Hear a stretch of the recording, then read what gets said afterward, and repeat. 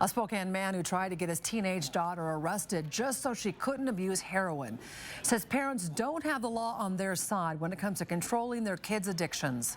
Scott Meyers even took pictures of his passed out daughter, surrounded by syringes, hoping someone would force Rachel into rehab. KXLY4's Jeff Humphrey joins us now live at the Spokane Health District, where a surprising number of people are trying to kick the heroin habit on a weekly basis, Jeff. Nadine, every week more than 700 people line up here at the health district as they try to kick their heroin habit with the help of methadone. They are here voluntarily, but if your kid gets hooked on heroin, there's very little that we can do as parents to stop them. She is the pretty face of Spokane's ugly heroin problem.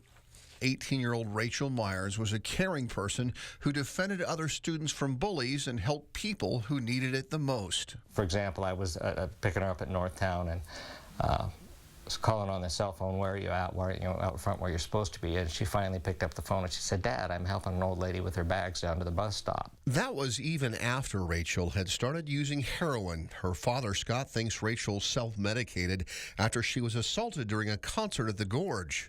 Scott took his daughter to rehab, but because of a Washington state law that gives teens their own health care rights, he couldn't make Rachel stay in treatment. They have the right to say yes or no to their own medical care. And so once they're 13, you can't force them to get any treatment for substance abuse. And so Rachel's addiction persisted. Her father took these pictures in her bedroom, hoping the photos of Rachel in possession of heroin would lead to her arrest. If she's arrested and gets put in jail, then I know where she is every night, and I know that she's not doing drugs. Scott says he's disappointed sheriff's deputies didn't arrest Rachel because she could have been forced into rehab through drug court.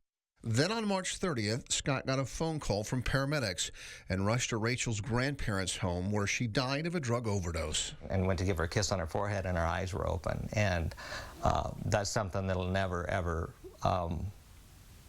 leave me, is to look into your daughter's lifeless eyes. Scott blames himself for Rachel's death, but is fighting for a change in the law and the creation of lockdown rehab centers. My goal is to move forward, is to change the legislation. I figure it's a cliche, but if I can save one child's life, then, you know what I mean, and keep one parent from having to go through what I've done, then I feel like I've, had a modicum of success. And so now Scott is working with Washington's Recovery Alliance, trying to get the state legislature to change the law to allow parent-initiated treatment for kids with drug problems under the age of 18. Last year, that bill, also known as Ricky's Law, died in the Senate. But now, Nadine, after what happened to Rachel, perhaps there's a new way to focus attention on this deadly problem. Reporting live at the Health District, Jeff Humphrey, KXLY4. Well, let's hope so. Thanks a lot.